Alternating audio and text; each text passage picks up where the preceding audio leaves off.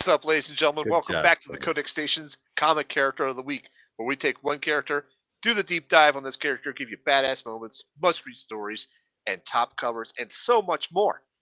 As usual, I'm joined with my usual suspects or partners in crime, but we also have a special guest star, Hagen from Latest Comics, ladies and gentlemen. Give him a big shout out. Say, hey, how you doing, buddy? So, how y'all doing tonight? You ready to do this? Doing good. Very ready. Good. All right. Then Dan, kick us off. Give us the intro on Falcon. All right. Well, his first appearance was in Captain America 117, all the way back in September of 1960. All right, show off. Hagen's got one. There we go. Hagen's got one too. In September of 1969, created by Stan Lee and Gene Colan. Now, he has a much retconned origin, so I'm just going to give you the basics of it. Okay. And I'm going to leave out some of the bullshit that's since been retconned many times. Sam Wilson was born and raised in Harlem. As a child, he developed an affinity for birds, and he started training pigeons, and he had the largest pigeon coop in Harlem. He did have some encounters with racism growing up, which gave him kind of a jaded attitude. When he was 16, his father was killed trying to break up a fight in the neighborhood. And 2 years later, his mother was killed by a mugger 1 block from their apartment. But he didn't let it, he didn't let it, affect his affinity for people, I guess, because he ended up growing up and becoming a social worker. He was lured to a tropical island where he comes into conflict with a group called the Exiles, who was a group that had worked with the Red Skull in World War II, and they enslaved the island's populace. He meets Redwing, his pet, I guess, would that be the right word for it? His Companion? partner, Opinion, yeah. Companion. Redwing, and Steve Rogers, who convinces him to become a costume hero to inspire the local people to fight back. And he trains him to become the Falcon. And then when he finds out that Steve Rogers is Captain America, he stays on his sidekick and then is given a suit by the Black Panther that gives him the wings that allows him to fly. As far as his powers, he has a telepathic link to his bird Redwing, and he can also extend this to see through the eyes of other birds as well. His suit allows him to fly, and it's resistant to small arms fire, and it jams satellite tracking. The visor that he wears has various lenses in it, so he can see infrared, has magnification abilities, has remote imaging, and the cowl that he wears has a wideband receiver in it with a transmitter and cybernetic circuitry that allows him to control his suit, from the cowl. All right. Very good. Awesome. Nice job. All Excellent. right. So let's go ahead and jump into our first segment of the night. And this is how or what characteristics or what scenarios work best for the Falcon. And Gary, why don't you go ahead and kick us off with this? What do you think works best for the Falcon? I think the Falcon works better either as a solo hero or in a very small group. I think he gets lost, when it's now, and I'm talking about the Falcon, not the Captain America iteration of Sam Wilson, where he became more of a leader of others as well. But in the Falcon iteration, I see him as a, very efficient in a small group or working as Cap's partner. Or working solo, and I like that he's always kept the kind of like a social justice warrior, where he keeps the neighborhood is very important to him, where he grew up, helping people that fall through the cracks or aren't assisted, by others that are a little bit invisible to the greater population. And I love how he's there for the people that are a little bit overlooked. And that he has never let that go. And the fact that his parents, like Dan had mentioned, that his parents suffered horrific deaths, but he still has that sense of duty to his neighborhood and to the people, that he grew up around, and that he wants to make life better for them. I like him as a hero, that is more of a street level hero. and not a hero that is, always fighting. Like, when he was put into the Avengers, that just wasn't a great fit for him back then. Now, again, him being Cap, it is. But back then, I didn't see him that way. So as the Falcon, I see him more of a solo or in a small group, and always has his, is always wearing his heart, on his sleeve to help those that or have it rougher in life than others. So that's how I like Sam Wilson. Okay, all right, Tim, why don't you go next and tell us what you like? So, Gary, I'm gonna jump right on what you said about him being a street level hero.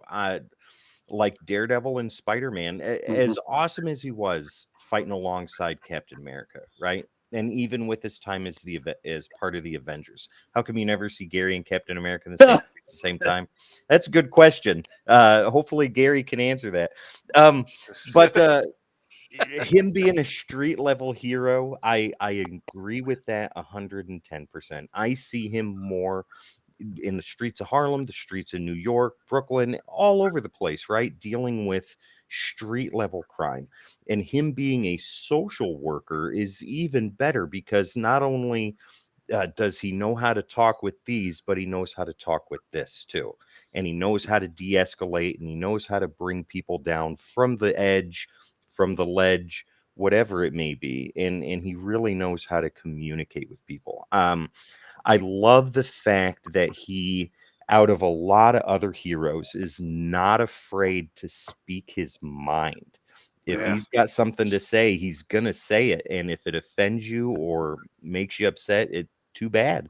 This is how he feels. And if you don't like it, there's nothing that can be done about that. Exactly. I love that. I love him as a solo character. Gary, like you said, I think he works better as part of a smaller team or unit. I love that when he took over the mantle of Captain America, both inside comics continuity and outside as readers, nearly everybody was accepting of that. I mean, that was the most logical choice. Like when Winter Soldier had it, nobody liked that. Nobody wanted anything to do with that. But when Sam Wilson took it over, everybody was like, that makes sense. It's perfect. And that him and Steve Rogers both share the mantle of Captain America, I think, is fantastic. And they're both recognized as equals and not as one above the other. Right. That's what I got to say. I love that. Yeah. All right. Let us go ahead. Tell us what you'd like best. Yeah, I mean, I couldn't agree more with you guys. I think that a lot of times we talk about superheroes being street level, and we mean that as like a derogatory term. But I don't see it that way at all. Like, I don't need every superhero to be able to fight cosmic threats. Like, that's just not what they're for. And I think Sam works really well as a community member, and somebody that, I mean, Spider-Man's known as like the friendly neighborhood Spider-Man, but Sam Wilson will, walk old ladies across the street and fly up into a tree to get a cat. And I just love seeing down to earth superheroes. That's exactly what I was thinking. Yeah, down to earth. Him taking over as Captain America made a ton of sense. And his introduction into comic books, my favorite fun fact about the Falcon is that he is the first black superhero without the word black in his name. You had Black Panther, and I think Black Lightning might have come out afterwards. But as far as American superheroes go, he was the very first African American superhero without the word black in his name, and I feel like that says a lot about where they wanted that character to go, and I think he's gone there. Not too much longer after him. John Stewart came out. I was thinking of the timing on that, but Stewart was definitely after. Stewart was after. But not long after. Right. Just a couple of years probably. But when you had Goliath come out, what was his name? It was Black Goliath. Yeah, exactly. Yeah. But interesting, like we talked about last week a little bit, is the first recurring African American characters that were seen in a positive light in DC and Marvel. DC was Jackie Johnson and part of Easy Company, and for Marvel, that came out of that a year later, it was Gabriel Jones and Sergeant Fury. So those were the, and they're not superheroes, but certainly heroes. Yeah. Right. Yeah. Absolutely. All right. So for my points for what I like best, you guys really, all three of you hit all the points that I was going to go through. He's definitely a street level superhero. He's a man of the community. He's one of those that will look out for the people who are overlooked by the system, as Gary was mentioning there. And also, I also like him in the small team venue, one or two people, especially with Cap. Him and Captain America, I think, partner or team up well. They're very well. They're two peas in a pod, you might say. They know what each other's thinking. If you think of a duo in comic books, at least in Marvel, Cap and Falcon are one of the first that you would that should come to mind. Yeah. Yep. Absolutely. So really, those are the points that I was going to bring up, and you guys hit them on the head directly there. So I'll end my segment here and jump down to Dan and say, what do you got? Yeah, pretty much what you guys said. I like when he's the more of the street level character, when he's looking out for for people that are generally forgotten about, and he's not just and he's not just because his identity's always kind of been publicly known, or at least for a long time. So everybody knew, that's Sam. He's the Falcon. So he wasn't just fighting crime. He was also helping people in the neighborhood too, and keeping people, away from crime, and, would tell them like, you're better than this. What are you doing? And trying to help them along outside of it, not fighting, robots from outer space or, or all kinds of other stuff. Just helping out the people that everyone else kind of generally forgot about. Yeah. Right.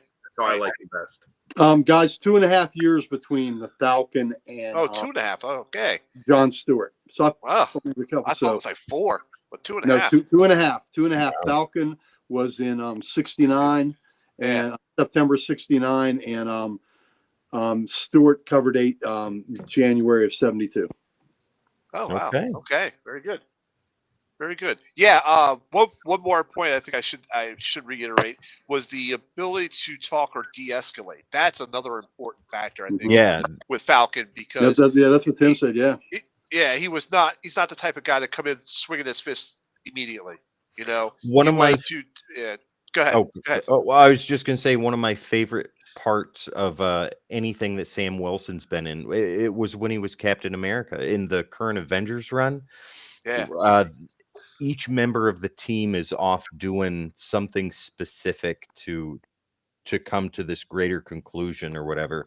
And what Sam does is he goes to where this truck driver is. It's total street level. This truck driver is overworked. He's tired. He's exhausted. He's about to get in this truck. And here comes Sam Wilson dressed as Captain America. And he's like, hey, man, what are you doing? I got to go to work, man. I got a family to feed. I got this. I got that. He's like, but you're tired. You need rest. You can't do this, but I have to. Well, I tell you what, let's go. I'll drive. Where are we going? And he just hops in the truck, gets in the driver's seat, and off they go. I thought that when I was reading that, I thought that was one of the coolest things that I had seen. Like Black Panther and somebody else were off setting bombs on this spaceship or whatever. Captain Marvel's doing this. Scarlet Witch is doing that. Sam Wilson's over there helping the truck driver, making sure he gets home safe. Love it. Really cool. Yeah, that's awesome. Yeah. All right, so let's go ahead and jump to our next segment, and this is Badass Moments. So, Tim, kick us off with your badass moments, if you would, please. All right. So I was talking to Lettuce about this a little bit earlier. I thought outside the box on this. So I know a lot of you guys are going to do a lot of comic book centric stuff, maybe some MCU stuff, but this is what I got. So this one is kind of a pre-badass moment, but Sam Wilson said the line. So in the Endgame, right? Captain America's getting the shit kicked out of him by Thanos. He's got the broken shield and all of that stuff. And he stands up, getting ready to say, I can do this all day. He's breathing heavy. He knows that The next charge he does, he's going to die. The rest of the Avengers are down and out for the count. And as he's standing there breathing heavy, he hears a cackle or a crackle in his earpiece, and it says, "On your left." Mhm. And in the That is theater, awesome. I was like, I know who that is. And then it's like, Cap, can you hear me? On your left. And you turn around, and here he comes out of the damn portal, Sam Wilson, Falcon, ready to go. Pretty badass, because you knew the rest of them were showing up and Mhm. shit was about to get very real. And it was all because of what he said right there. I still get goosebumps just thinking about it. The next when they originally did that scene in the movie, they had everybody show up at once, and when they were like, doing the editing and stuff, they're like, no, this like that's cool, but it's going to be cooler if we have each of them have like their own kind of moment showing up. Yeah, their own entrance. Yeah. Yes. Yeah. So my next one is this is more comic centric, but it's not any event that took place inside of the comic books. It's more what happened on the cover. So, and Gary, I'm sure you can tell me the issue number, or Hagen, I think you can too. When Captain America Comics was retitled to Captain America and the Falcon with equal letterheading. Like his name wasn't smaller, it was just as big as Captain America and the Falcon on the cover of one of Marvel's most popular books. I was going to say on your left. Ace, good to see you, man. Good to see you, Ace. I don't remember the issue number that took place in, but I know it was in the 100s somewhere. I'm going to say it was near 130. I would guess near 130. 133, I think. Don't quote me on that, but I'm pretty... We'll find out. I'll look it up right now. Yeah. Go ahead, look that up. Somewhere in there, but when they changed the letterhead, and Gary, we've talked about this a million times about the whole top third of a book being you see in the rack. And what you see in the rack before is just Captain America. Now you see Captain America and the Falcon in the same size letterhead. And I thought that was incredibly badass. Yeah. My last bit is both in the MCU and in comic books is when Sam Wilson became Captain America. But he didn't necessarily... 134. Okay, Lettuce, you were right there. You're there, baby. But yeah, when Sam Wilson becomes Captain America, he didn't just take on the shield, right? Like he did not lose his identity as the Falcon, as Sam Wilson, when he took the moniker of Captain America, right? And he earned that. He didn't just take it. It wasn't handed to him. It wasn't gifted to him. He earned that title. And that him and Steve Rogers share it on equal footing, and both characters are recognized inside comics and outside in the community as Captain America, I think is incredibly badass. That's awesome. That's like awesome. Yeah, outside the box tonight, gentlemen. No worries. That's all good. All right, Hagen, what do you got? All right, so I've got there was a fight that he had with John Walker in Sam Wilson Captain America 12 and 13. It was at the end of 12 into the beginning of 13. And one of the things that I really like about the Falcon is that he never took the super soldier serum. He's just a regular dude. And he's getting his ass kicked. But he knows that, like, I can't fight him out here in the open. I have to be smart about this. And he goes into a dark tunnel and he starts using his superpower where he can see through the eyes of birds. And he starts looking through the eyes of the owls in the tunnel. And he just mops the floor with John Walker. I love any time John Walker gets hosed. It's so therapeutic. It's great. But that was fantastic because John Walker was, you've got no right to carry that shield. I know how that feels. You're not that guy. You're not him. And then at the end of the fight, Sam was like, I'm not trying to be him.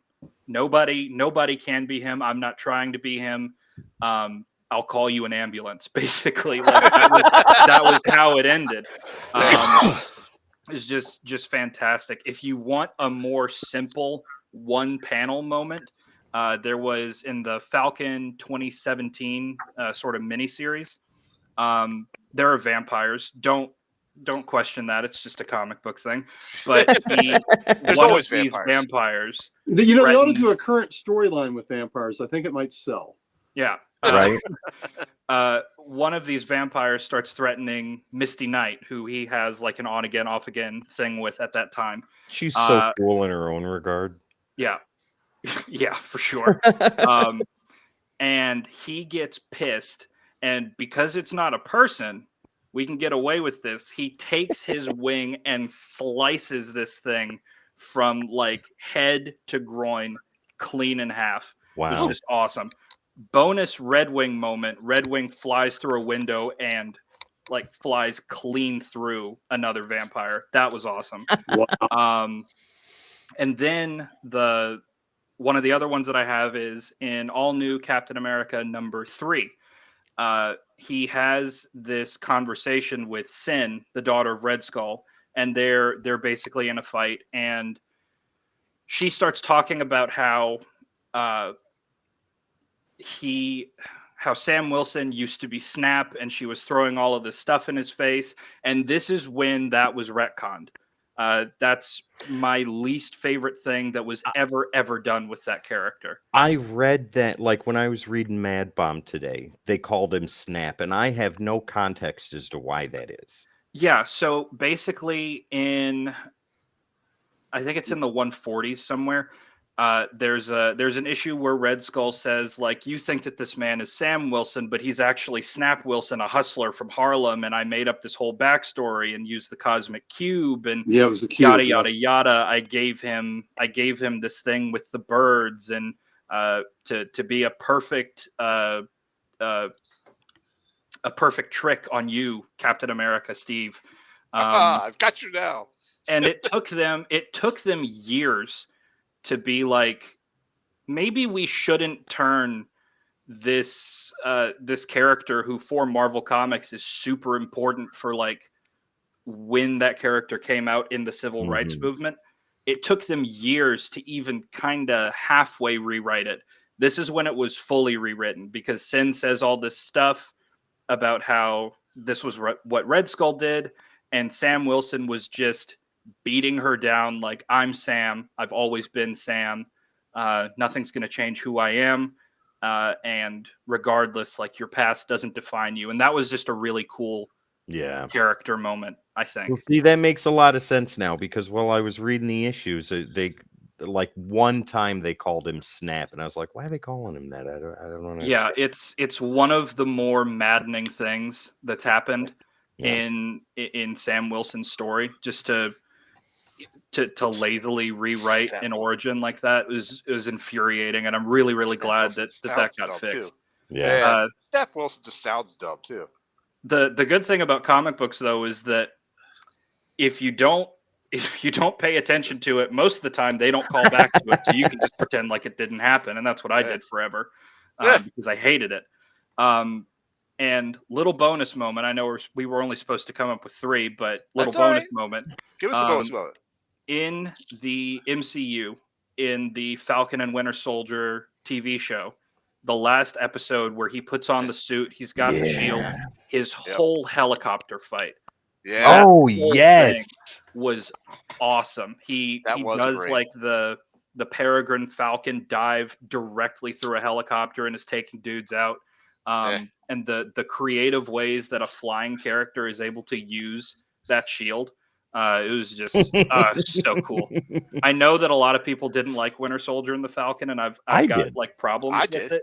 I thought that show was great. I enjoyed it. I had a good time with it. But yeah, that MCU helicopter fight was just so good. Wyatt Russell was such a perfect dick as Walker. I love the scene when USA, when he's still Cap, when he's fighting the bad guys, kind of getting his ass kicked, and Bucky and Sam are just hanging back, like, yeah, looking good. Like, little helper, like, yeah, looking good, man. Strong, yeah. Yep. Yeah. All right, we'll go next then for badass moments, and I'm actually going to pull one from the MCU as well, Falcon and Winter Soldier. I was either the first or second episode where he's doing the freeway rescue, and he saves Winter Soldier by going underneath the truck to grab him. That was some epic flying moments there, and basically any flying fight scene that he has done has been pretty epic, including Captain America: Winter Soldier at the end where they're taking the helicarriers over. Yeah. The way he was like flying and then like closing his wings to get out of the line of missiles, to then open up his wings again to fly off again was really badass. He was really owning badass. every scene he was in, every single one. Right.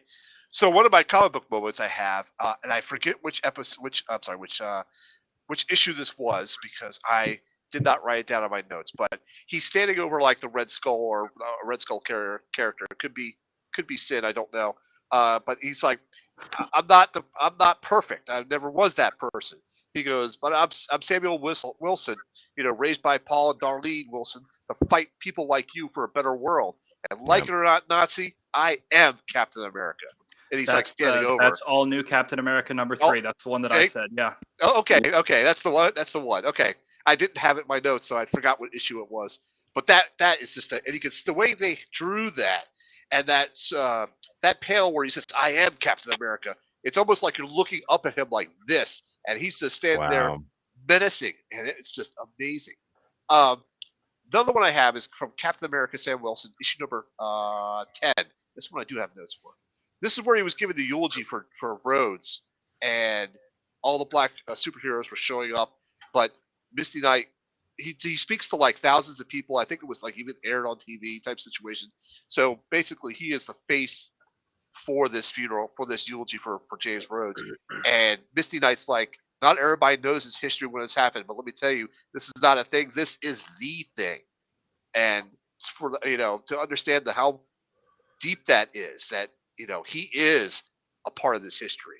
And that was just a very emotional moment. So that's why I kind of classified it as a badass moment. Yeah. Like it. So, all right, Dan, what you got? All right. My first one's not really from a specific issue. It's just kind of his backstory, how even though he had experienced racism growing up in Harlem, his father was killed, his mother was killed, all of that, he didn't let it get him too jaded, where he still became a social worker and wanted to help people. And not everybody would grow up and have those circumstances and say, yeah, you know what, I want to help the people in this community and try and make their lives better. Yeah.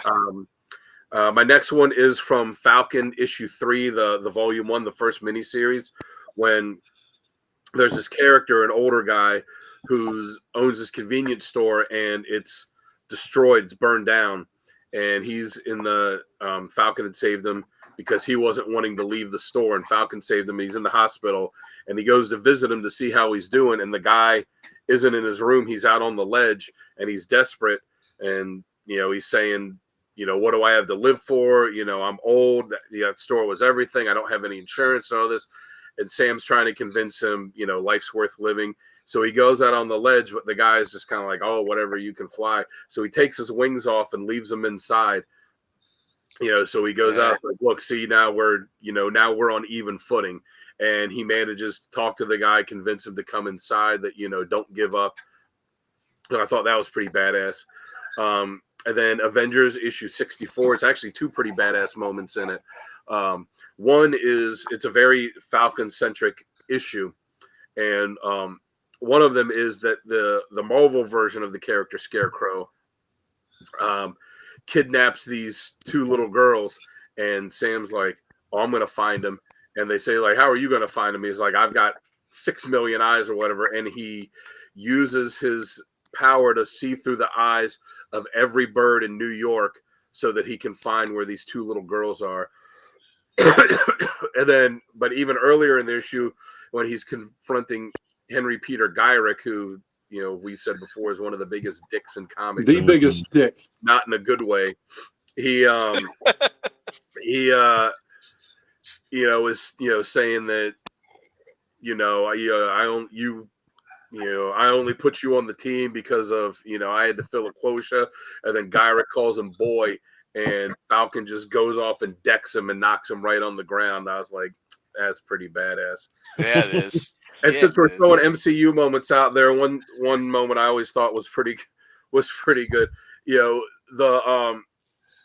the chemistry that that they have in the MCU with Falcon and Winter Soldier, Anthony Mackie and with Sebastian Stan, like the chemistry they have is what makes all the stuff with them work so well. And you could really see it in Civil War when they're sitting in the car. And he's sitting in the back seat, and he's like, "Can you move the seat up?" And Falcon goes, "No." And then he's just sitting in the back, and goes, "I hate you." Just that like simple deadpan thing, like just it made me crack up laughing. They redid that scene in the Falcon as Winter Soldier too. And there's just and the rapport it's fantastic. It's what makes them work. And you guys know what Anthony Mackie says every time after they say cut when he does a good scene. His thing is every time he does a big scene and they're like cut, he goes, "Cut the check." You can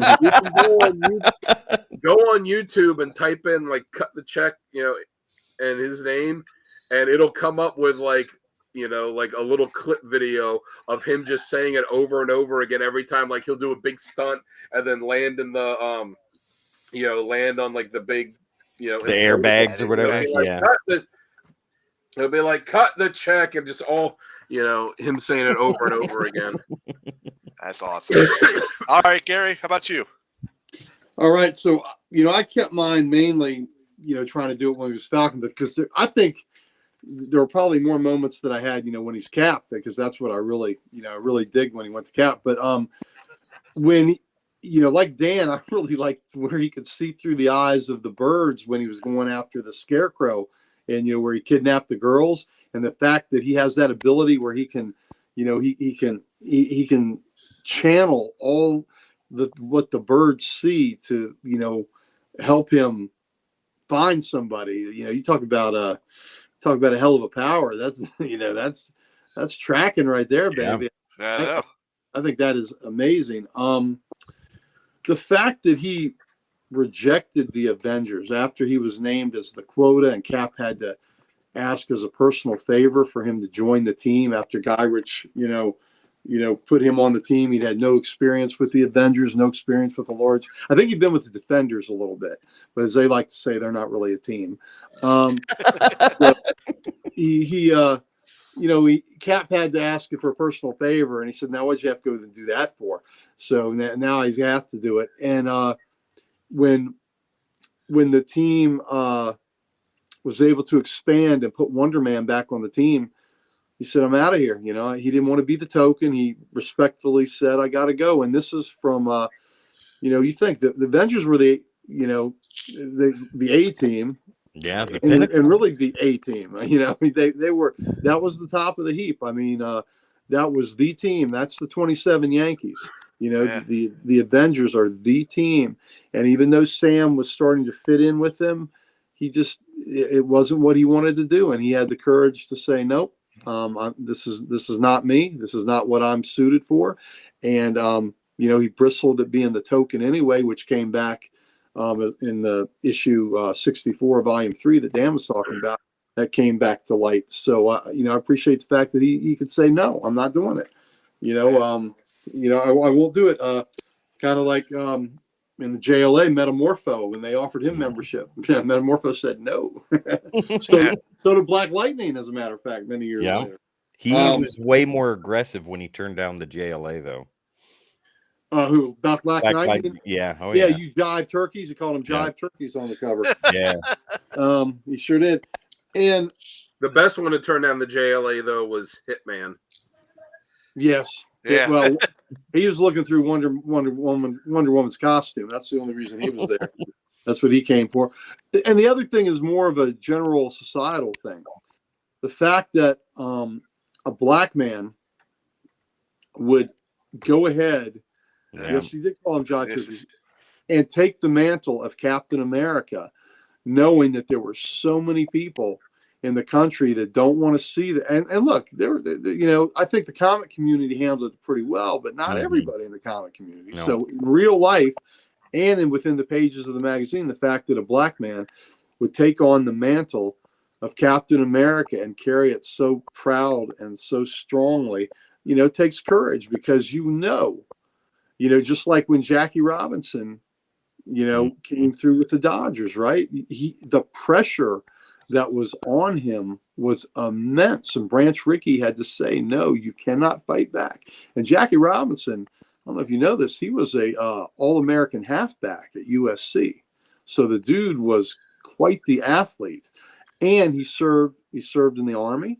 So he knew what it was like to fight back and not not knuckle under. But Branch Rickey said, if you're going to make this work, if we're going to make this work and get the major leagues integrated, you cannot fight. You cannot respond to all the hate and the vile that crap that you're going to hear.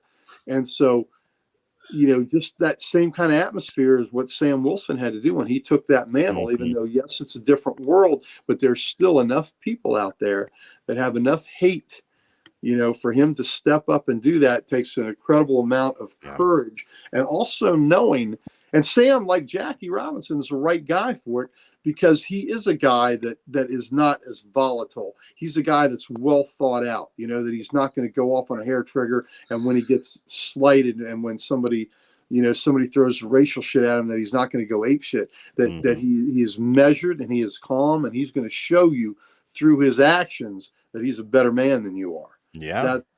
So I think that's pretty badass, that you got big enough shoulders to handle the hate that's going to be thrown at you, and not react in a guttural level, and go through it with your chin up and your chest out and say, you got more? Bring it on, bitches. I can do this all day. I can do this all day. You Yeah. bring it on, and I'm still going to walk strong and proud. So Yeah. I think that's just I think, like I said, I really equate it to, the Jackie Robinson thing. Not that, in comics, of course, with Jackie Robinson was much, much more culturally important. But I mean, what are comic books but a reflection of real life, right? And we've talked about that hundreds of times on here. Yeah. Right. Okay, let's go ahead and then jump to our next segment, and that's critiques and criticisms. And Hagen, I want you to go first on this one. Tell us what you don't like about him. There's not a lot that I don't like about the character himself. Like, I think Sam Wilson is a really good character. I dislike sometimes what the writers do with him, and I dislike the amount of faith that I can see that Marvel has in him. He tends to always be the bridesmaid, never the bride. And Marvel seems to only have faith in Sam Wilson when he's dressed up in red, white, and blue. And I think that he's a much more interesting character than just having that mantle. Not to say that he isn't a great Captain America, but a lot of his standout moments in the comics to me are him sort of shedding those expectations. And I think that we could do with a lot more of that specifically. Like even was it 134 when they made them equal on the trade dress? Yeah. Even that to me was like, there's this one episode of Mr. Rogers' Neighborhood where the policeman comes over, and Mr. Rogers is washing his feet in a pool because it's a hot summer's day. And he invites this black policeman over, and they wash their feet together, and they're hanging out and talking, and it's just as normal as anything. But people lost their minds over that, because this was around the same. I believe it was around the same time that there were segregated pools, and this was like sort of a statement on that. And they didn't make it. They didn't make it a big deal. They just did it and presented it as normal. And I love that about Falcon's sort of arc through comic book history. He's just been, from the very first moment that Steve and Sam meet, they're talking to each other on equal footing, and they partner up, and they become partners, and they're true partners. It's not like a Batman and Robin situation. They are they talk through things together, and they come up with plans together. And Cap respects Sam just as much as Sam respects Steve. but I do think that he is a lot more interesting than his relationships with other characters, and I wish that would be explored more. What else did I have on here? No, that's it. That's the one big gripe that I have about that character. That's fine. That's fine. I will go next. I'll kind of echo what you said there. I don't like it when he's on. I'll add that I don't like it when he's on a bigger team because I feel like he kind of gets pushed to the side sometimes, and he didn't really start coming to his own as a solo person or as a leader until he became Captain America. And I like to see more of that with just Falcon. To tell you the truth, I don't know how else to describe it. I think they should write him the same way as they write him as Captain America to be the Falcon. You know, if they wrote him in the same manner, I think he would be more of an epic Falcon to me. You know, and they don't do that. So he does work best on smaller teams, but I think if they got too many players in there, too many hands in the kitchen, I think he gets pushed aside sometimes. He gets overshadowed. He gets overshadowed by a lot of the superpowered beings that are there, and I don't like that. So that's basically what I have. How about you, Dan? What you got? Or call first. All right, now Dan, go ahead. Two things. One, I don't like how they were constantly changing his backstory. Sal's lights are going cinematic again. Yeah. You know, he was Sam, then he was Snap, and then he was really Sam, and he was Snap. It's like, well, no, Snap didn't exist. He was a mutant, then he wasn't a mutant, and like, you know, I didn't even know that they made him a mutant. Like Professor X at one point told him he might be a mutant, then it turned out he wasn't a mutant, and wow. But like a Sentinel and Falcon #3 is still coming after him like he's a mutant. So, but I gotta disagree with all of you. I hated that they made him Captain America. I think it's stupid that they have two characters named running around named Captain America, and not just Captain America. I think it's stupid that they have two Captain Americas, two Spider-Mans, two Flashes, two or multiple characters running around with the same name. Now with like the Green Lanterns, okay, that's obvious. It's the the Space Corps, but I think it's dumb that they have multiple characters running around with the same name, and I think I don't like that he, as we stated before, Falcon was the first African American superhero in mainstream comics, and I feel like that is pretty important. And for him to essentially give up his identity to take on the identity of someone else, I think is a disservice to the character, because the Falcon, that's him. He was the the first one. So I just felt like he should have kept that name and kept that identity. And even so, like, okay, you took over as Captain America when Steve was an old man, but now Steve came back and he's Captain America. Then he went back to being Falcon, but then he's like, oh, well, I'm going to be Captain America too, and we're both going to be Captain America. Like, to me, that's just dumb. That's fair. Okay, very good. All right, Gary, what don't you like? Well, in a way, what Dan's saying, but differently, I think it was culturally very important for him to step up and be Captain America. I see what they're doing there. Again, I'm on the Jackie Robinson thing, but what you sacrificed was a very unique character, and that I think the Falcon was a great character, and that creates a void. I think it's cool. I'm okay with having two Captain Americas. I'm a DC guy, so I'm very much used to two Supermans, two Atoms, two Green Lanterns, of course, many Green Lanterns, but two Flashes and all that. So I'm good with all the iterations of characters.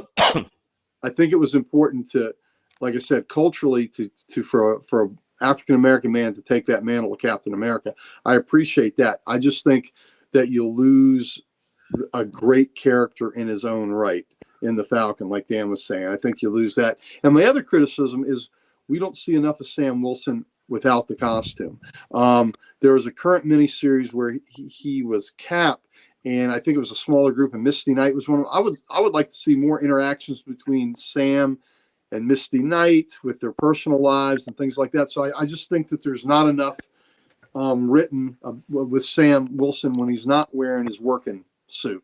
Right. You know, so we see, that we don't see hardly any of his personal life sauce. in the personal comics. side. Yeah. Because we used to see a lot of it. We used to see a Yeah. lot of him outside the costume when he was, being a social worker and doing that kind of stuff.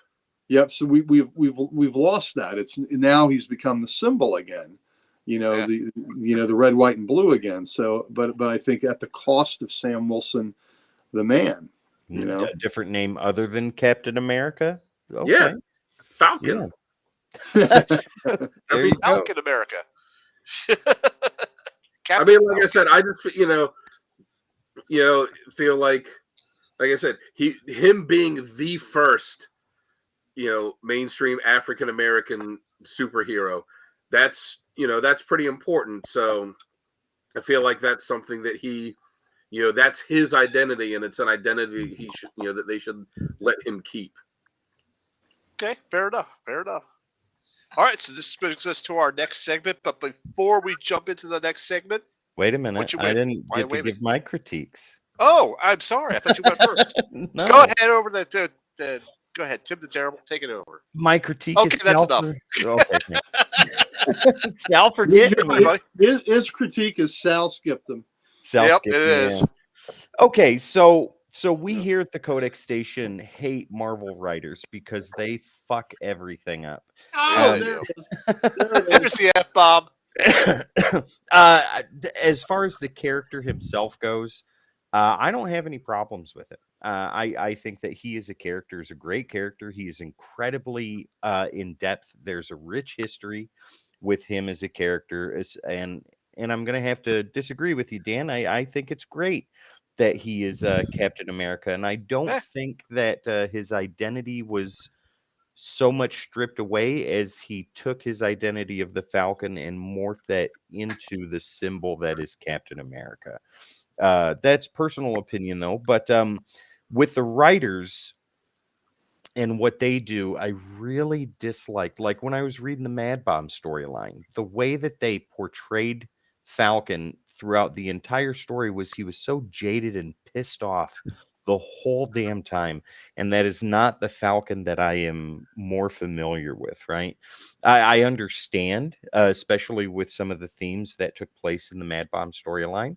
But I just don't like it when they do that, when they make him pissed off and hating everybody and everything and this big chip on his shoulder all the damn time. I really dislike that. Beyond that, I don't have any complaints. All right. Well, Very when they made him Captain America too, you're talking about writers. It's like he became Captain America, and instantly he was like, oh, he put the suit on. He's like Steve Rogers, and everyone's treating him like, oh, now you're the leader of the Avengers. Now you're this. Yeah. Now you're that. Like, but he's not. Like, We'll see. And in the new series, I really like the fact that he is not leading the team. Because Right. I don't think, me personally, I don't think that's something that Sam would want to do. He doesn't want to lead. Carol Danvers, you can lead. You go right ahead. I'll kick ass with T'Challa over here, and we'll go save the Impossible City. Yep. He's a street level guy at heart. He's not a sidekick. He is a co-partner. He is a co-headliner, and he knows this.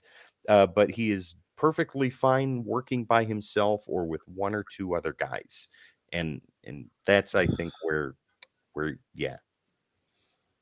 All right. Thank you, Tim. Appreciate that. Sorry to That's all right. to skip you there for a second there. That's okay. Me. All right, so this go ahead and leads us to our next segment of top covers. But before we do, Tim, we got some sponsors to take care of today, don't we? Yeah, we do. So, What do we ladies, got? What do we got? We got something good. All Ladies right. and gentlemen, you've seen this before, but Nirvana Comics, my local comic shop, my exclusive comic shop, has been kind enough once again to give us one of their exclusive covers to give away to you. And boy, do we want to do this. Lettuce is already entered into this contest, and you can be too. This is for Scarlet #1. The Oh, that's bad. That's Nirvana badass. Comics exclusive cover, ladies and gentlemen. Really easy to enter. I'm going to tell you how to do that right now. First things first, all you got to do is make sure to hit the subscribe button on Codex. Go ahead and do that now while I'm talking. Take you all of a second and a half to do it. It's just a point and click. Use your finger right there. There you go. Simple, easy. Way to go. Congratulations. Second, what you got to do right here in the chat, and Dan's going to show us everyone that does that now and through the rest of the show. And if you catch this after the fact, after the live, go ahead and type in hashtag giveaway in the comments or in the chat right now, so that way you can be entered in to win Scarlet #1. We're going to do this through the rest of the month, and then at the end of the month we'll do one of our live shows and we will pick the winner at random, and this beautiful copy will get sent directly to you. So once again, subscribe to the Codex Station. Super easy, super simple. In the chat right now, hashtag giveaway. Or if you're catching it after the fact, hashtag giveaway in the comments. There you go. Oh, Pam's here. Hi, Pam. Hey, Pam. Yeah, I can. Snoop, I'll be over there in July to show you exactly how to do that. Oh, is that a commitment? That is a Yeah. 98% commitment, sir. Oh, you know that 98%. number keeps getting higher there, Tim. All right, buddy. All right, this is news to me. There you go. Yes. That the numbers have changed. I like this. It's going in an upward trend. We're getting closer. Getting closer, man. Rumors are rumors until they're true, ladies and gentlemen. Absolutely. Wow. All right, ladies and gentlemen, let's get into the top covers. And Hagen, I want you to go first again on this, and I want you to show us and talk about your top covers. All right, let me bring them up here. Yeah. So I picked one that had to be on there, and then two that I really enjoy. So the one that had to be on there is Captain America 117. It's one of my favorite covers from the Captain America run. It's an iconic first appearance cover. No notes. I'd change absolutely nothing about it. And then we've got on the left-hand side, Sam Wilson, Captain America #1, the hip hop variant. This is an homage to the Long Live ASAP hip hop album. And I just think that him in the shadow with the flag wrapped around him looks really, really cool. The black and white just looks tremendous. I really enjoy that. And then we've got on the right hand side Falcon #1 from 2017. This was his miniseries that he had, and I really enjoy that this came out after he was Captain America and gave up the mantle, and the cover is just indicative of him sort of shedding that and saying, like, this is my book. I'm the Falcon. I'm Sam Wilson. And I think that that's a really good character cover. Those are three of my favorite Falcon covers for sure. I Yeah. love that one where the shield is breaking into Breaking, pieces. yeah. Yeah, That is very cool. that's All right, awesome. Tim, why It's don't a you go cool- next and it- show it us is a- yours? I was gonna What's say that? it's a cool cover, but like I didn't really like the red and black color scheme for his suit. I always thought that red and white suit that he had was such a cool costume. The his second costume, Yeah. the main one, yeah, Yeah, the one I used to the clip, yeah. right on. All right, let me bring mine up here. Yep. There you go. Okay, so what I tried to do was showcase Falcon across the spectrum, right? So over on the right, you have the suit that a lot of us know and recognize. That's from Falcon #1. We'll be talking about that series a lot more later on. But that's the suit that I know him from. That's one of my favorite suits, and I think that what we've talked about with him being more of a street level hero, that shows that right there. You've got the destroyed wings, the tattered suit. He's got his back against the wall, but he's pushing off of it. He is not done by a sight. Yeah. The one in the center, Falcon #7, that's from the same series as what Hagen showed, that issue #1. I've never seen this costume before, and I really dig it. I think it looks really cool. I agree with you, Dan. I wish it would have been the red and the white color scheme instead of the black and the red. I think the red and the white fit him so much better. But I just love the suit design here, with the exception of those massive shoulder pads. Those I think I'm not can a be fan of- done without, but Yeah. beyond that, I think that it looks awesome, and that cover just looks totally badass. And then over there on the far left, Captain America #0. Love. I love that cover. I think that cover is amazing. That is gorgeous Alex Ross artwork. Yeah. And that shows Captain America, Sam Wilson, with his identity as the Falcon integrated into the suit. I think it just looks absolutely fantastic. I have to agree. I like that a Mr. lot. Falcon, Mr. Falcon, the '80s called. They want their shoulder pads back. That's the early 2000s there, sir. Rob Yeah, Liefeld designed those. Yeah, Oh, I know. God. All right, Uncle Gary, why don't you show us your top covers? All righty. So I tried to keep it all Falcon, because there were some really cool Cap covers, but I was trying to keep it all Falcon since we were talking about him there. The one on the left is the Falcon one of his mini series, and that's Paul Smith. And like Yeah, Like, thanks, Fuji. Tim said, he's got his back up against the wall. He's bloodied. He's beaten, but he is not. I mean, he's been beat, but he is not beaten, and he is not. He is not quitting. This is just in between rounds. So Yeah. The one in the middle I think is really interesting. The Marvel Premiere 49. Y'all have an idea who did that? I want. Wait, what's that? I do. I'm gonna go with John Romita Sr. I see the resemblance there. There's Sal was it Frank Buscema. Miller. It's Frank Miller. Oh, Frank Miller. Oh, Frank sorry. Miller with Klaus Janson Yes. inking it. Sal Buscema was the interior art. Frank Miller. Right. Yeah, Frank Wow. Miller. Yeah, so that's a Miller cover. That is a Frank Miller cover. So I just love it. And we talk about street level. There he is right there. Street level, baby. Yeah. That's exactly what he does. Him and Red Wing swooping through there. I just thought that Marvel premiere was a beautiful cover. And from Frank Miller's early work. And then the last one is the Captain America and the Falcon #5. And that is by Steve Epting. And I just love that with the two of them. Mm-hmm. Cap, Falcon, one of the supreme teams in comic history, and Red Wing, that big Falcon. That TJ, that is epic. That is, I hope not. He did He the sure did. he Yeah. did Oh God. where he took that infamous Captain America and redrew it as the Captain America Falcon. And The homage. if you can believe it, it's actually worse than the original. Wow. one he did. I'm getting it How's right that now possible? so we can show it after the covers. Give me Wow. 1 second. So, but so the last one's by Steve Epting, Cap, Falcon on the rooftop, getting ready to dispense justice with Red Wing. So those are my Wow.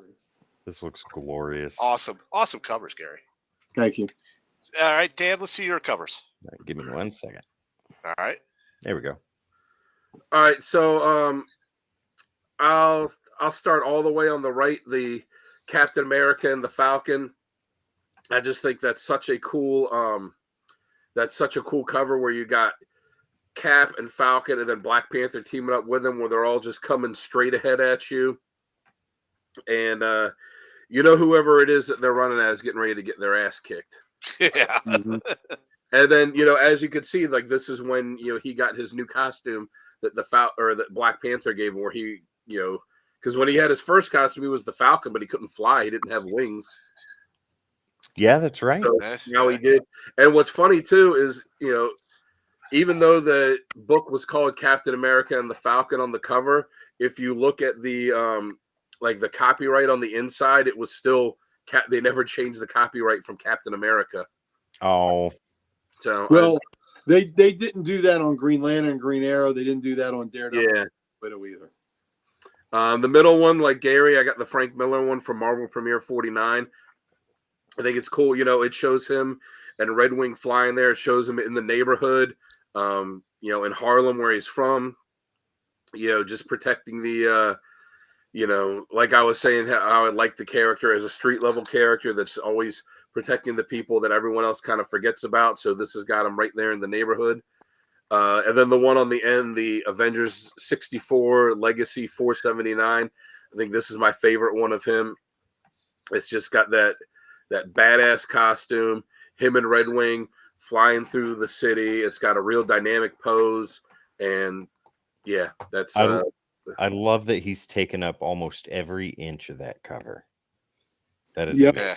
I used that. That was my 4th cover, and I used it for comic character of the Days cover. Day page, Yeah. that was Yeah, awesome. that That's awesome. that Avengers cover is rad. You Yeah, don't that's get bonus points because Red Wing is on every single one of those covers. Yep. Yeah, There you go. but that Avengers one is my favorite of all of them. That's awesome. Love it. All right, let's go ahead and bring up my covers then. All right. Well, look at that. Look at Well, look at that. What do you know? All right. I'm not going to really go into the first two. I think we've covered those pretty much enough. I'll just give a quick shout out to the artists on each one. So for Avengers 64, that was cover artist was there was Ivan color Reis. penciler Ivan Reis. Yep. And then of course Marvel Premiere was Frank Miller, and Falcon number 5. That was Jay Anasolito. That's So, an awesome cover. we had to pronounce that right. But anyhow, this is the later incarnation of his outfit with the big ass shoulder pads. I liked it. It was pretty cool because he's wrestling that vampire. He's got him hooked around with the chains on his neck, and it just looks pretty badass to me. So that's why I had to throw this one in. Right on. All right. So now we can jump to our next segment. Well, before we do that, Before we do, TJ, this is for you, buddy. okay, all right. There we go. You You're know right, what? Dan. Look at And it's much worse. Because look at the placement of the chest symbol. If you're looking at it from It's like they separated his chest and pushed yeah, it it's out. like they move. So if you were looking at him head on, it would be like off to one side. It's like watching an episode of Peppa Pig. Oh my Like god. maybe Rob Liefeld was watching that when he drew this, and it's the same thing on the original Cap one where like it's not centered very well. Yeah. So that was not centered very well. And then he goes into there's so much less detail on that one than there was at least the original one. He put a lot of detail in it, even though it was a terrible drawing. I still hate the original worse. I think the original is worse still. See, my dog's even pissed off about it. Look at them. Yes, Snoop. Oh my god. I don't even think that shield was a circle either. Like something about it is uncanny. Oh, his feet are there, No. TJ. They're just Below yeah, frame. way down. Yeah, below frame. There you go. But yeah, like you look at this one and the original one. At least like I said, at least the original one had some level of detail in it. That one Right. was just like, yeah, whatever. Okay, I'll do this. But it's just Yeah, that one that we just saw was a cash grab. The first one was him actually trying somehow. Him being serious. Here, Yeah. I'll bring that one up for you guys too. Hang on, just. Oh, a second. you don't have to. You don't You have to sure? do that. It's You all want right. to torture? Yeah. Let's That's not what's torture bad. everybody tonight. That's what's so bad about the first one is that he did that and he looked at it when he was done. He's like, yeah, this is it. That's good. Yeah. This is good. This is gonna sell. Wait Yeah. a minute. This one right here, gentlemen. Oh god. Is this what you're talking about? It's a big file, big chest too. Oh gosh. Look Yeah. at that. Whoa. Oh god. See, that's worse. That is so much worse than the. Well, okay. So, like Dan said, that this has a little more style to it, but that The chest is incredibly huge. and detail makes it worse. then, and then that No, is no. But But again, terrible. you look at the star, like it's completely off center. Like, if he wanted to have it like that, he should have had him. He should have had him angle. I mean, we're debating the artistic merits of Rob He's- Liefeld. He's deformed. That cap is deformed. Terrible. Oh my Super god. super God. serum my ass. That's some other. That, he ate a lot of Wheaties that day. I'm actually angry that I had to see both of those again. Oh God! And he was like, Yeah. "Screw it! I got some hacky sack to play. This is good enough." That's Good enough. exactly right. All right, Oh, ladies and gentlemen, let's God. move All on to our next segment. Come on. Enough of the big, Best cap deformed, cover art ever. the deformed cap ever. Oh Let's not do this. God! Let's go ahead and jump to essential readings. And these are 3 readings we each picked out that we all feel that you have to read. And I'm going to let Hagen go first again on this one. So why don't you I go would say first? Rob Liefeld is the worst thing to happen to Captain America since the block of ice. There you go. Well, All right, so I've got Captain America and the Falcon #1, Captain America number 144, Volume 1, and Captain America number 117 through 119. That one is his first story arc. It's obviously his first appearance, and then up until they leave the island. And Captain America and the Falcon #1. I'm sure that's not the one from the 90s. The year, I can't remember exactly which year that one came out.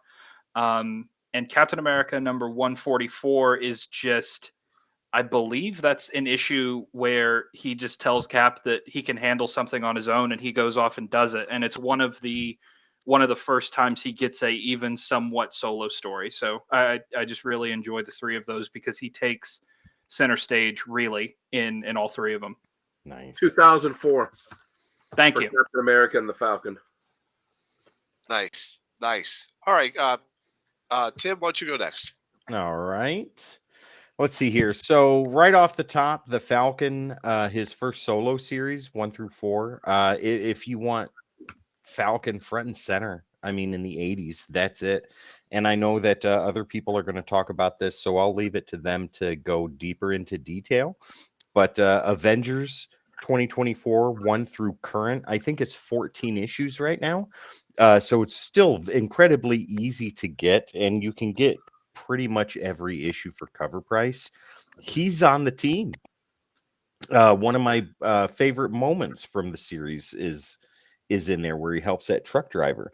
But McKay does the writing, and the artwork is by a varied team of artists. It's incredibly good, the whole series. And if you want Sam Wilson as part of a team where he gets his moment to shine and is on equal footing with everybody else, that's it right there. And down below, Captain America 193 through 200, that is the Mad Bomb storyline. That is where Jack Kirby comes back to Captain America. He does the writing, the artwork, and the editing on this. And this story was something else, let me tell you. Jack Kirby, #1, the man can do no wrong as far as artwork goes and writing. His writing style is so unique, and I loved the heavy sci-fi element to this. So basically what it is you have got this group of far right and or left wing freedom fighters, right? That like they want to change America and they want to make America their way. And it's very reminiscent of 1984 in a sense, if you've ever read that, which if you haven't, I highly recommend you read that. That is an incredible eye-opener. But there's these things called mad bombs, and the names of some of these are kind of silly: the peanut, the dumpling, and the big daddy. But the point of the bombs, yeah, right. The point of the bombs is that when they go off and they don't explode, but they send out these waves, these emissions that make people go absolutely mad, right? Start fighting and hurting and destroying and just pure and total chaos. And Captain America and Falcon have to go and find these things and destroy them and find this big, huge bomb and destroy it before the bicentennial celebration of the United States. And it is just a wild 8 issues, and it's absolutely incredible. If you want great Jack Kirby writing and artwork on Captain America, that's it right there. very good. Yeah. Well, you said the names of the bombs were kind of dumb, but I mean, what were the names of the atomic bombs that the U.S. dropped? Well, that's When a true. little boy. Well, yeah. Boy, yep. Yeah. So but like when I saw when they were talking about him, Henry Kissinger is in this too, and I was like, Henry Kissinger, what the hell's he doing in here? But he was Secretary of Defense, I think, at that time, or Secretary of State. I think he was Secretary of State. Either way, he was in there and he was explaining the bombs to Cap and Falcon, and he's like, and then we have Peanut, and I couldn't help but laugh, and he's like, and then there is Dumpling, and I was like, what the hell is this? And then we have Big Daddy. What? Oh my god, this is ridiculous. Sounds like you get names out of Vegas. Oh my god, something I don't know, but yeah, it's worth the read. Absolutely. All right, Uncle Gary, what do you got? All right. Well, I'm going to definitely also an ape shit bomb. Agree with Lettuce there. Captain America 117 to 119, the introduction of the character, the first story arc. That lets you know everything you need to know about the character of Sam Wilson. I mean, he doesn't have any powers. He's leading a revolution, trying to help these people that are being subjugated on this island. So, that's everything you need to know about Sam Wilson's right there. Avengers 64 Volume 3. That's the cover we showed a little bit ago. This is when he has his reckoning with Guy Ritchie, who is the biggest dick in comics, and he calls him boy. And as was it Dan that said, yeah, he knocked his ass, to the ground, calling him boy. So there's a lot there, and also it's an interesting issue because Sam sees that Guy Ritchie is being blackmail. Manipulated, by the Secretary of State named Rusk. And so Falcon and Guy Ritchie come to an understanding that they're going to start spying on Rusk and, uncovering what he's up to. So I thought that was interesting that, that this character that Sam did not care for at all, he sees that there's something happening to him and he's being manipulated. And instead of just saying to hell with him and leaving him to stew in it, that he actually helps him. I mean, he didn't do it totally out of the goodness of his heart because Rusk was doing things that was affecting the Avengers, but he realized that he and Guy Ritchie could have a common goal here, and that's to put the surveillance on Rusk. So I like that, and it came it brought the feelings out from when wrapped up those feelings and put a circle. Came full circle of the feelings that Sam felt when he was, named to the Avengers to only be a token minority. So I think that was good. And where he was at that point, Sam was in a good standing with the Avengers, where he was a member in his own right. He wasn't just put there by the government, that he had earned his spot on the team through his actions. So I like that. And then Falcon 1 through 4 was that first miniseries that he had, where he finally got a mini in his name, and I really enjoyed it at the time, and I bought them off the rack and I have them. So I thought that was a very very good miniseries and a very good spotlight for a character that didn't in that time wasn't getting any solo love. So I liked it a lot. All right, very cool. All right, Dan, let's see yours. Pretty similar to Gary's. The Falcon Volume 1. That's the 4-issue miniseries. Yeah, it was written by Jim Owsley, who later changed his name to Christopher Priest for I don't know whatever reason. It was written by him. First issue was drawn by Paul Smith.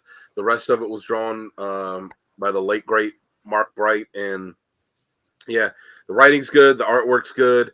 It shows him the way I like him, the street level hero, where he's not just fighting crime, but, he's trying to use his position to help people as well. I got the Captain America and the Falcon, I just put the whole series on there, 1 through 14.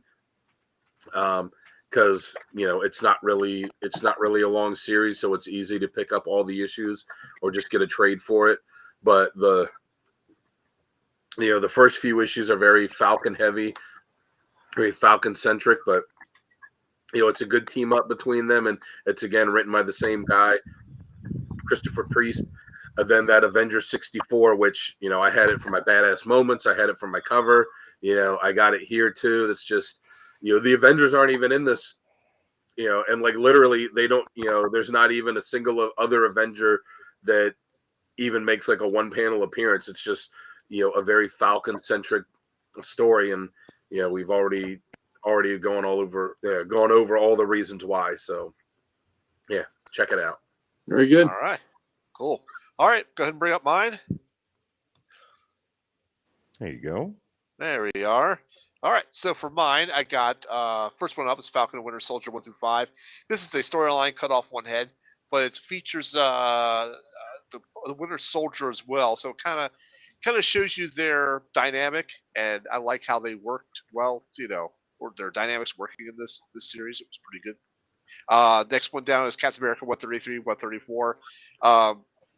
Obviously, this is a classic one. I think the storyline was to call him Stoneface, but this shows more of the street level version, you might say, as they're trying to do some gang shakedowns and stuff like that. The gangs doing shakedowns of business owners. It's just like, you know, very showing the very street level stuff. And this is I believe, if I remember right, this is like the where the Falcon and Captain America become official crime fighting partners. So correct me if I'm wrong on that, but I think I am right on that. Yeah, it shows a socially conscious side of Sam, I believe, as well, because of what he has to do to, you know, pretty much save his block of his neighborhood. You know, I mean, it's the street level thing. So, and the last one I have is the Falcon 1 through 5. Take Flight. This is from 2017, I believe. Yeah, 2017. It's right there on the screen. But yeah, so this is, you know, more of the street level thing. He's doing trying to break up a war between rival Chicago gangs. It's a new dimension of Falcon, I think, where he, you know, if you thought he was playing more of second string to Captain America, this is not it. This is where he's really taking, you know, doing his thing on his own. So I really enjoyed this story as well. So you got to check this out. Very good. Very good. Nice. All right, go ahead. There we are, and we're back. There we are. We're back, and we got the numbers. We got the combination for the air shield too. All right, so all right, so let's go ahead and move to our next segment, which is best writer and author. And this, look at that. Tim's already got notes. I got a list. He's got a list. Well, then, maybe Tim, maybe you should go ahead and kick us off. But let me just say that this is not necessarily an artist and writer that work together on the same series. They could be from different books, but this when you go to think of this character, these are your go-to people. Okay, so I had a few for writer, right? And these are the people that didn't make the cut. So I had Jed McKay, who's doing the writing on Avengers right now. He also is writing Moon Knight, which he does an incredible job.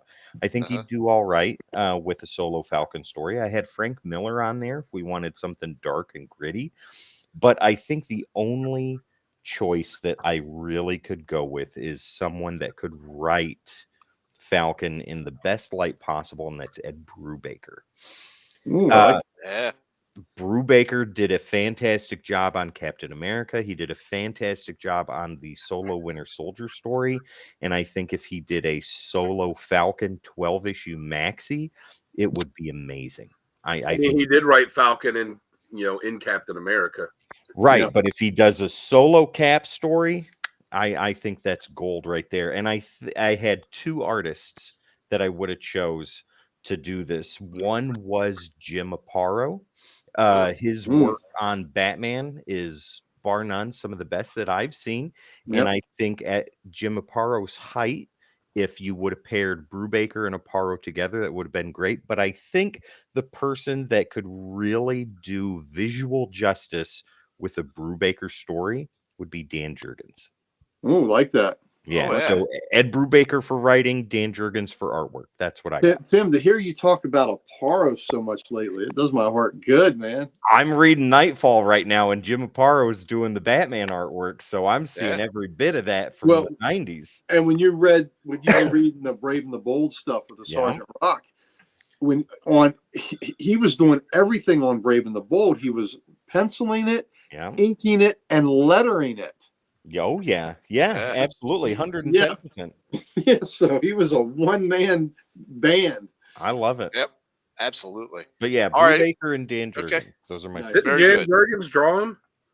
Didn't Dan I- Jurgens work on him on the Captain American Falcon series? I don't know. For a I couple haven't issues? seen that. You So gotta if show he this has, comment. that's great.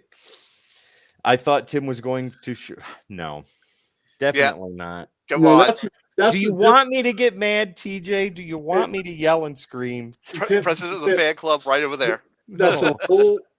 that's a whole different show when Tim talks about that. I think we should dedicate one show to just bash Zeb Wells. Sure, done. Oh, that's Sign me up. well, I think that's when we get banned from Facebook. Yeah, I looked it up. He drew the last couple issues of that Captain American Falcon series from the early 2000s. Even better. So he's already got some time in drawing the Falcon, so he knows what to do. All right, Gary, who do you have? All right. Well, for writer, I got Christopher Priest. I think he brings something to the character because he knows what it's like to be an African American man in a field dominated by those that aren't. So I like that, and maybe I'm a little biased because we met him at the Big Lit Con, and Yeah, we did. I enjoyed the interactions I had with him. So I like Christopher Priest. And for writer, I really liked what Gene Colan did when he first introduced him. Yeah, Tim's rant was legend. So I enjoyed Goes that down in artwork. history.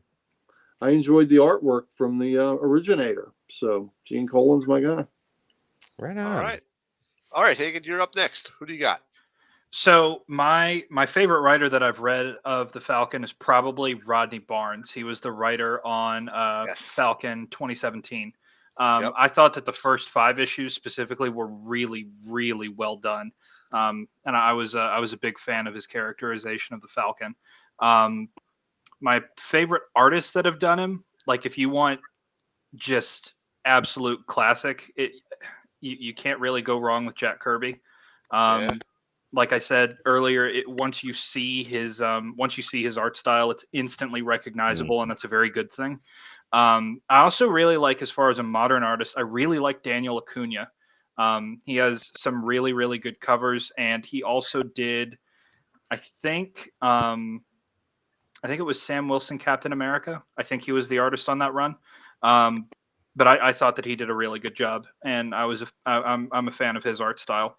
Nice. As far as the dream team goes, I would sell my soul for a gritty gang war style comic book written by Ed Brubaker with the art by Dennis Cowan. Oh, I think that would be just the bee's knees. I just can't think of something better than that. That is unquestionable that it would be good. Yes, absolutely. Love it. All right, Dan, what do you got? I go with Gary for writer, Christopher Priest. He wrote that 4-issue Falcon miniseries. He wrote the Captain American Falcon series, and I think he just really gets the character. As far as artist, at least for me, there hasn't really been one artist that's had a long stretch on the character. There's been a lot of artists that have had short stretches on it. So I just copped out and went with the guy that drew him when he was on the Avengers, because how can you go wrong with George Perez? You can't. Right on. You cannot go wrong with George Perez. And some of those Avengers issues then too were drawn by Byrne too. Yeah. The Wondagore stories were drawn by Byrne, and he did a good job on Falcon too. Yeah, Perez is always a great choice for artwork. Mm-hmm. Absolutely, I have to agree with that. I think my last 3 choices have been Perez. The last 3 characters, or whatever it was. Anyhow, for my guys, I have Rodney Barnes as well for my author, and with Christopher Priest being right there next to him. They're to me, their writing styles and what they brought to the character, both amazing. Did a lot of great cap So, covers. but I'll lean towards Rodney Barnes to side with Hagen, and so we have a little bit of disparity in the group there. So, and for artist, like Dan said, there was not a lot of people that drew him a lot, but I did like Sal Buscema's work on him as well. So Buscema's 70s stuff, I think, is Yeah. way better than when he was on Spectacular. Yeah. Sal, funny story about our guest last week, Mike. yeah, Mike's aunt was on a bowling team, and she was, Yeah. I bowl with somebody that, is into comics, and she has the guy call Mike, and it's Sal Buscema. Yeah, I bowl with your aunt. that's funny. That's good. Yeah. That's funny. Mike's like, Sal Buscema's calling me? Great. If I was going to Awesome. pick an artist too, an artist that did a lot with Cat, but not so much the Falcon. I think Lettuce mentioned him in the pre-show is Mike Zeck. Yeah. Mm-hmm. I like And that. I have to give a shout out to Alex Ross and his covers, Mhm. that he did, for Well, Falcon gentlemen, as well. let's not forget the mighty Rob Liefeld. Oh, don't! Why are you doing that again? See, now you're just hurting our guest. Yeah, you're just hurting our guest. I'm going to do something to get that taste out of your mouth. You just said Alex Ross cover, and I've got this right by me. This Yeah. is Sam Wilson, Captain America #7, sort of a spoof on Captain America #1. There you go. Gorgeous Alex Ross art. Just forget Yep. that ever happened. There you go. Enjoy some of that. Thank you. Wasn't that Appreciate that. that's the one that's the first appearance of the second Quasar, right? Sure. Yes. Yes. And it's got the classic logo, which I love. Yep. Yeah. Yep. Definitely. All right. So if anybody has any final thoughts about this character tonight, we can go ahead and wrap this one up. I'm done. No? We're all done? We're done? Everybody in the chat, thank you so much for joining in. This has been a fantastic episode. Thank you, Hagen, for coming on and joining us tonight. We hope you liked us enough to come back and join us again for something else, an After Dark, another character of the week, something. Just please come back. I had a ton of fun. I'll do this whenever you guys call me up. All right. All So right. listen, the first time you're here and things go awry and all, it's not your fault. But if you choose to come back again, that's on you. And That's you on subject you. yourself to that. Yeah, you asked for it, Ben.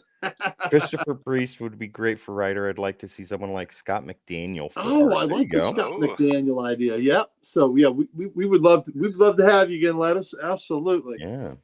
Definitely. Lettuce, the door is always open, man. Let us invite you again. If you're in the chat in the middle of a you show, sly bastard. You're going to fit right in here, Hagen. The door's open for you. yeah, that's happening. You'll see more Lettuce comics here, ladies and gentlemen. That's for sure. All right. Once again, I am your host, Sal the Slab Guy. As with me, as always, Dan the Man Kelly. Next to him is the curator of the comics, the Ric Flair of comics, Woo! the preacher of the lore, Uncle Gary. Over to the far left or far Way over right here. over there is Tim the Terrible. And of course, our special guest of honor tonight, Hagen from Lettuce Comics. Please go check him out on his YouTube channel. Do you have Instagram as well, or is it just YouTube? I do. It's lettuce.comics. Lettuce.comics. Go ahead and check him out there as well. Thank you very much, ladies and gentlemen. And we can go ahead and put this one to bed. Until we hear 2 words, we can't do anything until we can't shut it off until we hear 2 words. 2 words. What 2 would- 2 words. 2. word. A whole Zeb Wells. gaping. Zeb Wells. Zeb Wells. Oh, Zeb That's Wells. our new 2 words, ladies and You know gentlemen. what? I'm getting heartburn. Let me tell you, Tim would love it if somebody would dig 2 big gaping holes and put all of Zeb Wells' work into it. And cover Thank up. you. And Zeb Wells himself, probably too. Oh, my Probably too. God. We love you, ladies and gentlemen. Enjoy our gaping holes just for you. Woo, wow. We'll see you on. Oh, thanks, guys. Lettuce, you really like your channel. Keep them coming. There you go. There you Thanks, go. Pam. Right on. All right, ladies Well, and that you didn't gentlemen. spell coming differently. I missed the first part of the show. Did Hagen mention Falcon's first appearance was in Hulk 180? No, he No. did not. Did not. We glossed over that. Yeah. Yes, you missed it. Be good, guys. guys. Never. Never. I hope you all have a great night. We will. We're going to dive into each other's gaping holes here in just a Oh, minute. no, Ooh, no. hello. Thanks, Take me to dinner TJ. first. Negative. There it is. There's Snoop. Gaping holes. All right. Much We love later. you guys, ladies and Brad gentlemen. later. We'll see See you next later. time. That's super. Bye.